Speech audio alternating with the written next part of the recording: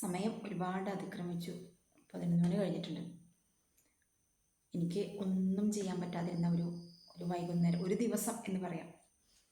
നാളെ പാറുവിൻ്റെ കുഞ്ഞിൻ്റെ ചോറൂണാണ് ഗുരുവായൂർ വെച്ചിട്ട്. അപ്പോൾ അതിൽ പോകാൻ പറ്റുമെന്നുള്ളൊരു വിശ്വാസത്തോട് കൂടിയിട്ട് അങ്ങനെ ഇരിക്കുകയായിരുന്നേ.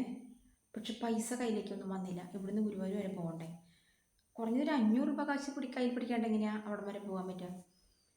അപ്പം അത് ഈസി ആയിട്ട് കയ്യിലേക്ക് എവിടുന്നെങ്കിലും ആരോടെങ്കിലും സംസാരിച്ചാൽ കിട്ടുമെന്ന് വിചാരിച്ചു. പക്ഷേ രാത്രി 9 മണി 10 മണി ആയിട്ടൊന്നും പൈസ എൻ്റെ കയ്യിലേക്ക് വന്നില്ല കേട്ടോ. അയ്യോ, എനിക്ക് ഒരു പണിയും ചെയ്യാൻ തോന്നില്ല. കൈകൾ കുഴഞ്ഞിട്ട് വയ്യ. പാറുവാണെങ്കിൽ അവിടെ ആകെ വിഷമത്തിൽ. അമ്മ വീട്ടിൽ നിന്ന് ആകെ പോകുന്നത് ഞാനാണ്. ആകെ വിഷമത്തിലായി പാറും.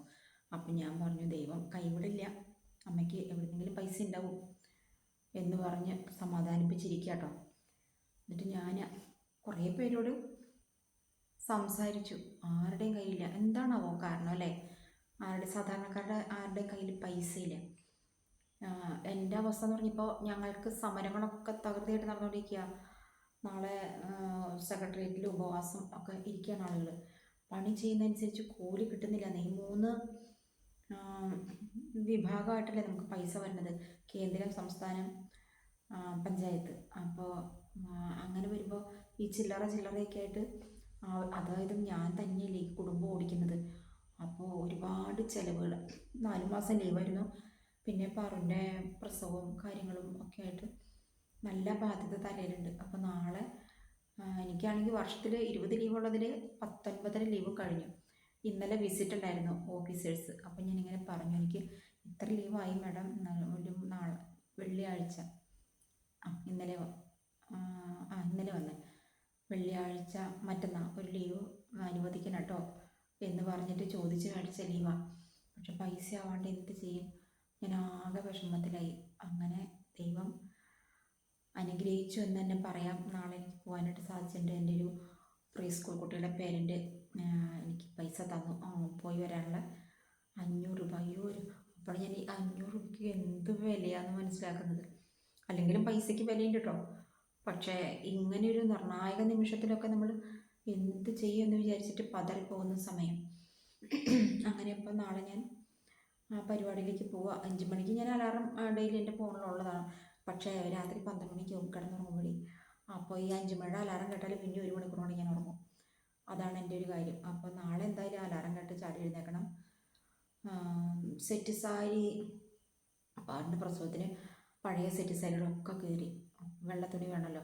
ഒരിടത്ത് അന്വേഷിച്ചിട്ട് കിട്ടാനില്ല. ഇവിടെയാണെങ്കിൽ ആണുങ്ങളില്ലാത്ത വീടായത് കാരണം വെള്ളം മുണ്ടില്ല. പിന്നെ പാറിൻ്റെ ചക്കൻ്റെ വീട്ടിൽ നിന്നൊക്കെയാണ് മുണ്ട് കൊണ്ടുവന്നത്. തുണി നല്ലോണം വേണമല്ലോ. അപ്പോൾ പിന്നെ ആകെ കൂടിയിട്ടുള്ളത് ഒരു സെറ്റ് സാരിയാണ്. അത് യൂണിഫോമിൻ്റെ സാരിയാണേ. അപ്പോൾ അത് ഇപ്പോൾ 2 പരിപാടിക്ക് ഞാനത് ഉപയോഗിച്ചു. ഇനി അത് പിന്നെ അതന്നെയല്ല, അതിൻ്റെ ഒരു ICDCൻ്റെ എംബ്ലം ഉണ്ട്. അതും എടുത്തിട്ട് ഗുരുവായൂർ അമ്പലത്തിലേക്ക് പോകാൻ പറ്റില്ല. അപ്പോൾ പിന്നെ വേറെ ഒരു സാരി കരുതി വെച്ചിട്ടുണ്ട്. രാവിലെ 5 മണിക്ക് എഴുന്നേറ്റിട്ട് അത് തയ്ക്കണം. രാവിലെ എഴുന്നേറ്റ പിന്നെ എനിക്ക് എൻ്റെ കാര്യം മാത്രം നോക്കിയാൽ മതിയല്ലോ.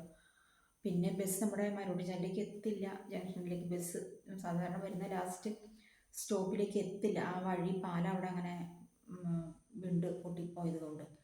അപ്പോൾ ബാങ്കിൻ്റെ അവിടെ വരെ നടക്കണം.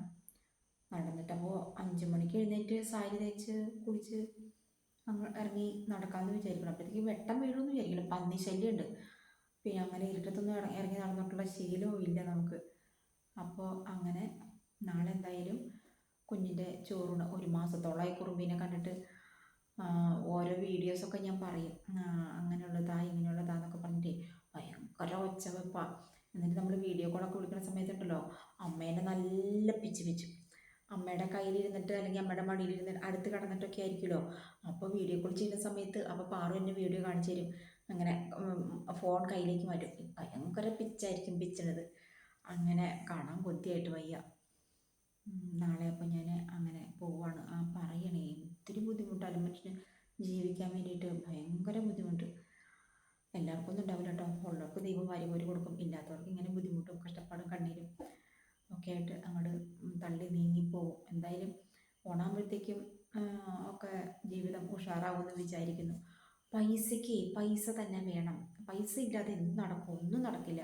ഒന്ന് വീട്ടിൽ നിന്ന് ഒരു വഴിക്ക് പുറത്തേക്കൊന്ന് വെറുതെ ഇറങ്ങണമെങ്കിൽ പോലും പൈസ വേണം. എന്തെങ്കിലും കടയിൽ നിന്ന് വാങ്ങാനോ ഒക്കെ ആയിട്ട് പൈസ വേണ്ടേ? പൈസയ്ക്ക് പൈസ തന്നെ വേണം.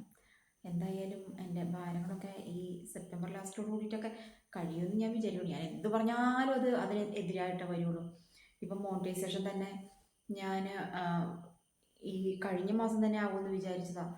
അന്നേരം ഇപ്പോൾ ഡൗൺ ആയിക്കൊണ്ടിരിക്കുക.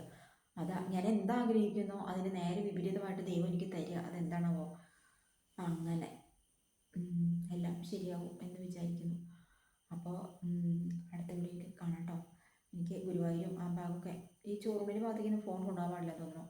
ഇല്ല, നമ്മളത് അവിടെ ഏൽപ്പിച്ചിട്ടല്ലേ പോകുന്നത്. പക്ഷേ അവിടെ ഫോട്ടോഗ്രാഫർ ഉണ്ട്, അവർ ഫോട്ടോ എടുത്ത് തരിക ചെയ്യുന്നത്. അല്ലാതെ വീഡിയോ പിടിക്കാനൊന്നും സൗകര്യമില്ല. എന്നാലും എന്തെങ്കിലുമൊക്കെ ഒപ്പിയെടുക്കാൻ പറ്റുമെന്ന് നോക്കട്ടെ. അപ്പോൾ നാളെ കാണാം കേട്ടോ.